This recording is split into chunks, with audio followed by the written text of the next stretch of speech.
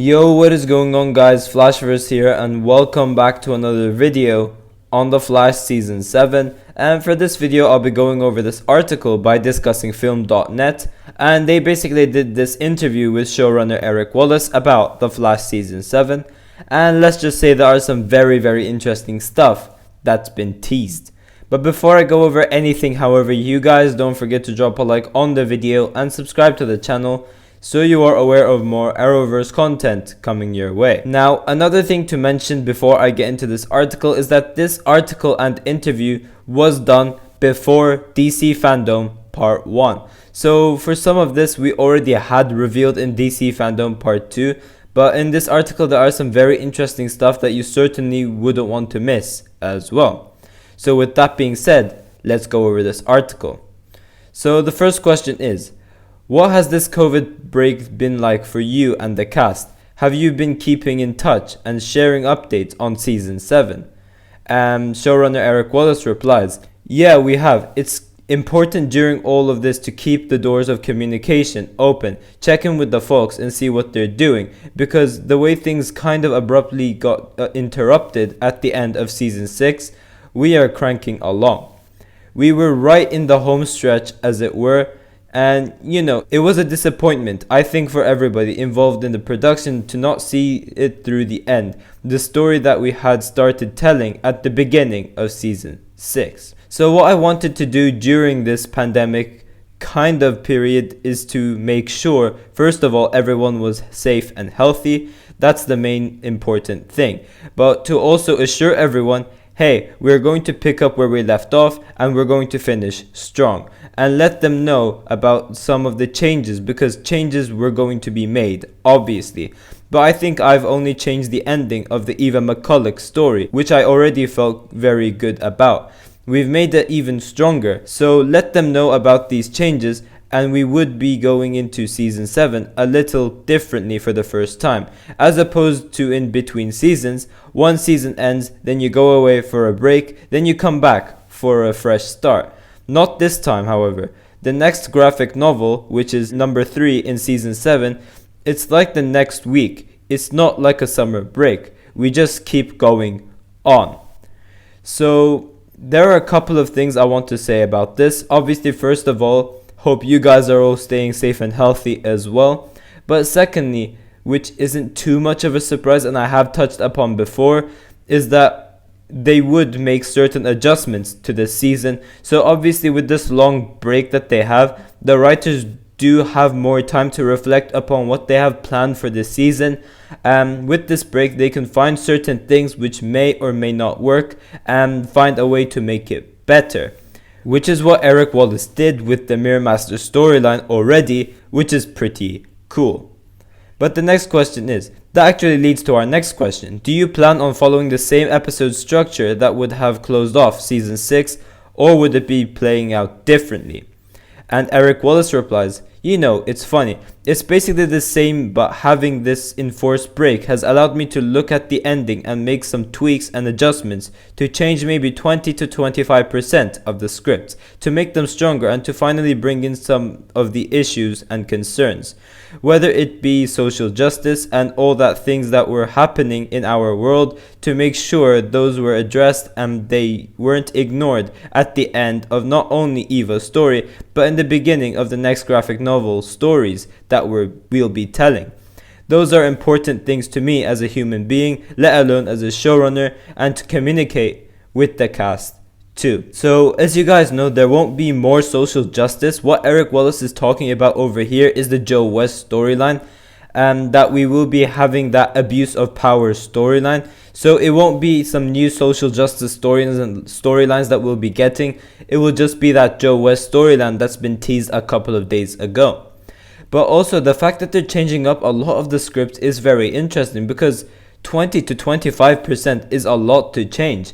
Now again, this is probably because of this long break. It allowed them to reflect upon their season and obviously improve things. So they would obviously make tweaks for that purpose, and obviously sort out the Ralph Dibny storyline as well. So the amount of adjustments he made are kind of fair in the same time as well, despite it being kind of a lot. Now, another interesting thing is that they're following the 2 graphic novel structure again. Now, before it was actually said by Eric Wallace that he'll be doing multiple graphic novels for season 7. So by the looks of it, it's been changed back to 2 graphic novels, which I still don't mind because it was a great addition for season 6 as well. And from everything that we know of so far about season 7, I think it's going to be a lot better. But then the next question goes on to say, outside of the fact that season 6 was cut short due to this current situation, did you have any other ideas or plans for the season that we never came to fruition? And Eric Wallace replies, no, we're going to fit it all in, and the ones that we didn't see fit into season 6, you'll see at the top of season 7. As far as finishing telling Eva's story, I had quite a detailed plan for season 6, with this new graphic novel structure. It's the same approach I'm using for season 7 too. Just me as a storyteller, the more plans I have, the easier it makes when a turn or a change or a unique opportunity arises, that you have the ability to pivot because there was a plan in place and you could make things even better. So yeah, just as I said before, like they had more time to think of stuff that don't work and just make them better. And the fact that Eric Wallace is actually reflecting upon it and seeing what he could make better, it just shows what type of a great showrunner he is, because he genuinely cares about this show, which I really like. But then the next question is, so in terms of having Crisis on Infinite Earths, would you say that it was an advantage or disadvantage for your storytelling in season 6?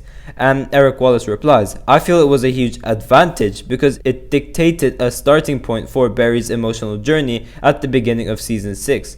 I had no choice. I had to deal with the lead up to Crisis, which then led me to, well, if the first half of the season is about the lead up to Crisis, then the second half is about the fallout. That actually turned out to be a blessing in disguise, knowing almost a year in advance at the end of Elseworlds, as we were putting things together and writing the episodes that would have been season 5 of The Flash. So a year in advance, knowing that we were driving towards Crisis, I actually started to think about Barry's journey way back then, and I didn't know I was going to be running the show at that point. I'm just that guy. I love the show so much, I can't not think about it. So yeah, again, I really like how Eric Wallace cares about the show a lot. And The Flash did handle Crisis pretty well in terms of how it worked pre-Crisis. You guys know I loved The Flash season 6 part 1, so that was a great advantage. But despite the plot holes for part 2 of season 6, I think The Flash handled that pretty well as well. But the next question, oh boy, we need to talk about. So the next question is, we were wondering, what can you tease about the future of Reverse Flash? How will that character play in the next season? And Eric Wallace replies, no spoilers, first of all. We all love the Reverse Flash. Who doesn't? He is one of the all-time great characters, and you never know where he'll appear next. I would say, look at what happened to him at the end of The Exorcism of Nash Wells, which is season 6, episode 15. It's kind of a setup for a story. When that next story happens, I don't want to reveal because it's pretty spoilery. Speedsters do have a huge role in season 7 of The Flash.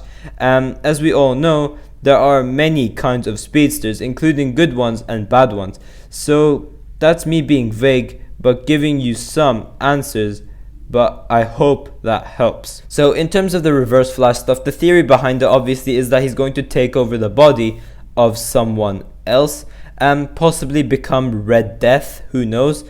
That would be that, Reverse Flash cliffhanger that we were teased and we may potentially get in season 7. We still don't know what's going to happen in regards to that. But the more interesting stuff is that the Speedsters will be having a huge and main focus for season 7, which I really like. So some Speedsters that we already know will be showing up, or at least teased, was Jay Garrick, as John Wesley Shipp teased that he'll be coming back for season 7. But then we have Godspeed confirmed as our main villain. But another teaser we have for a Speedster is the Reverse Flash. Now the fact that he says good ones and bad ones, could that mean that we could see that Kid Flash return for this season? And for the villains, we get some new Speedster villains such as Red Death, maybe Raijin, the God of Lightning. But Raijin isn't really a Speedster, but I would really consider him one. Or maybe possibly the Accelerated Man as well. I don't know, but what Eric Wallace said over here is just very, very exciting. But lastly, to go over, this question is next. We've already talked about The Flash Season 7, but is there anything in particular you haven't mentioned that you want to vocalize to the fans? Well, I want to let everybody know once again that we will wrap up the Eva McCulloch story in our first episode for Season 7. That is our priority, because it has the craziest twists in her story and the biggest events. I mean, she had put on a costume in episode 19. We have to see her in action. We have to see Eva McCulloch in action. That is still to come, and that will take up the beginning of Season 7. But once that's all been resolved, we will be having 2 more graphic novels just like last season. Obviously, the second graphic novel will probably be a little shorter, perhaps not get a full 8 episodes as the one we usually expect because of the pandemic. We're starting later. I'm still not exactly sure how many episodes of The Flash we will get on the air in 2021. It's a little tricky. It's a day-by-day thing. But we'll still adopt the graphic novel format. So that means once again there will be 2 separate sets of big bads for each of those individual stories. It's going to be just as fun, but a little crazier, because one of the things that we haven't done on The Flash really since even season 1, 2 and 3 is really look into the Speedster mythology, Speedster villains, things of that nature. I wouldn't be surprised, not too many spoilers here, but let's just say I wouldn't be surprised to see perhaps a certain Speedster mystery get solved next year that was teased in season 6. People have been asking for answers. I think those people are looking for the answers are going to get exactly what they've been asked for next season. So yeah, very, very interesting and crazy stuff, which makes me so excited for The Flash Season 7. The Speedster mythology stuff and what Eric Wallace has planned for this season, getting to explore these different speedsters and also dive in more into that Speedforce, I guess, or the Speedster mythology. I think that would be really, really cool to explore. And as Eric Wallace said as well, it's not something that we had since season 3, so it's been a long time, and thankfully that is coming back. Now, the fact that they're exploring so much of the Speedster stuff this season, could that potentially mean that we have a Speedster villain for the back half of the season as well, not just the first half of the season?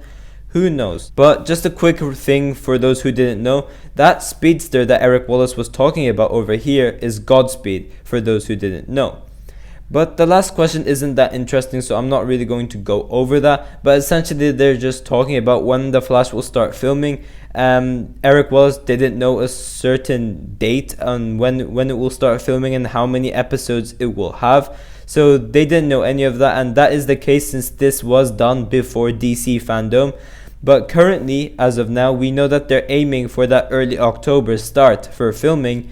This season will get at least 18 episodes. If they can do more, then they will do more. So that is what we know, as I said, as of today. But yeah, guys, thanks for watching. If you guys have enjoyed the video, please give a like and subscribe. Tell me in the comment section down below what you guys think about what Eric Wallace just teased over here about the Speedster mythology and stuff. I am very, very excited for this. I'm interested to see your thoughts on it as well. But yeah, guys, I will see you guys in my next video.